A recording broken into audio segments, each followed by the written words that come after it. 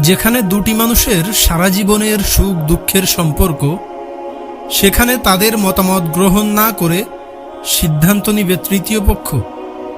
বেশ আশ্চর্যজনক একটা বিষয়, তাই না? আসসালামু আলাইকুম ওয়া রাহমাতুল্লাহ। সম্মানিত দর্শক শ্রোতাবৃন্দ, আজ আমরা আলোচনা করতে চলেছি বিবাহের ক্ষেত্রে ছেলে এবং মেয়ে একে অপরের পছন্দের গুরুত্বের ব্যাপারে। সারা জীবনের জন্য যে সম্পর্কের বন্ধন সৃষ্টি করা হবে, সেখানে পারস্পরিক পছন্দ অপছন্দের বিষয়টি কিন্তু কম গুরুত্বপূর্ণ নয়। তাই বিয়ের আগে একবার ছেলে মেয়েকে এবং মেয়ে ছেলেকে দেখে নেওয়া উচিত, যাতে বিয়ের পর সেটা নিয়ে দাম্পত্য জীবনে কোনো কলহ সৃষ্টি হতে না পারে। হাদিস শরীফে এর অনুমতি আছে, তবে নারীর সৌন্দর্য উপভোগ করার উদ্দেশ্যে দেখা জায়েজ হবে না। অবশ্য পাত্রীপক্ষর পক্ষ থেকে পাত্রপক্ষকে কনে দেখানো সমাজের প্রচলিত প্রথাটি হাদিস দ্বারা অনুমোদিত নয়।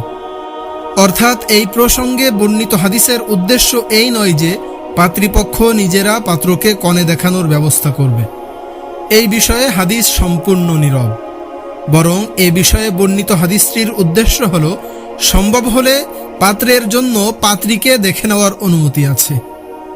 অনেক ক্ষেত্রে দেখা যায় যে বিয়ের কথা পাকাপাকি হয়ে যাওয়ার পর কেউ কেউ কনের সাথে বিবাহিতর ন্যায় আচরণ করতে থাকে এবং তারা ধারণা করে যে কয়েকদিন পর তো আমাদের বিয়ে হবেই, সুতরাং এখন থেকে যদি দেখা সাক্ষাৎ করি, মেলামেশা করি, তাহলে তাতে অসুবিধা কি?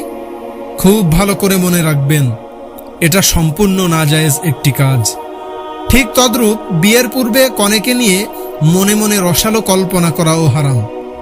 অনেক ক্ষেত্রে বর কনের পারস্পরিক পছন্দ অপছন্দ সম্পর্কে তাদের মতামতের তোয়াক্কা করা হয় না। যেখানে দুটি মানুষের সারা জীবনের সুখ দুঃখের সম্পর্ক, সেখানে তাদের মতামত গ্রহণ না করে সিদ্ধান্ত নিবে তৃতীয় পক্ষ। এটা সমাজের অশিক্ষিত মূর্খদের প্রচলিত একটি ভুল প্রথা। দয়া করে আমার কথায় কেউ রাগ করবেন না। দেখেন ভাই, দুটি মানুষ তারা সারা জীবন একসাথে সংসার করবে। আপনি তাদের কোনো মতামত না নিয়ে নিজেই সিদ্ধান্ত নিয়ে তাদেরকে বিয়ের পিঁড়িতে বসিয়ে দিচ্ছেন। দুদিন পরে যখন তাদের সংসার ভেঙে যাবে, তখন আপনার এই বিবেক বুদ্ধি কোথায় থাকবে?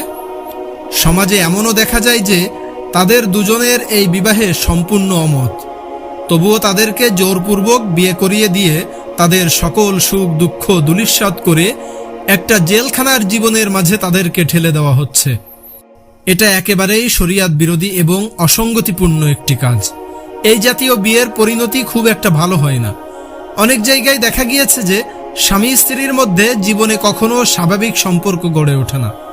এমনকি স্বামী তার স্ত্রীর ভরণ পোষণের ব্যবস্থা করতে অসম্মত থাকে।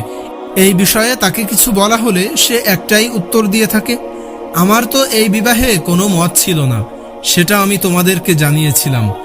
এই বিবাহের মাধ্যমে যাদের স্বার্থ রক্ষা হয়েছে, এখন তারাই ওই মহিলার ভরণ পোষণ বহন করুক। কাজেই এই বিষয়ে অবহেলা না করে ধীরস্থিরতার সাথে কাজ করুন। তবে একটা কথা মনে রাখবেন, অনেক ক্ষেত্রে দেখা যায় যে পিতামাতা আমাদের সুখের কথা চিন্তা করে অনেক সময় তারা নিজেরাই সিদ্ধান্ত নিয়ে নেন।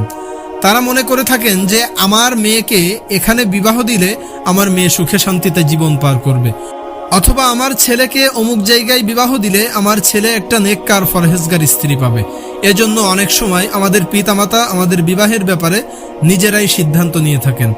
তবে আপনার যদি তাদের পছন্দ মনোনীত না হয়, তাহলে আপনি বিয়ের আগেই আপনার পরিবারকে জানিয়ে দিবেন।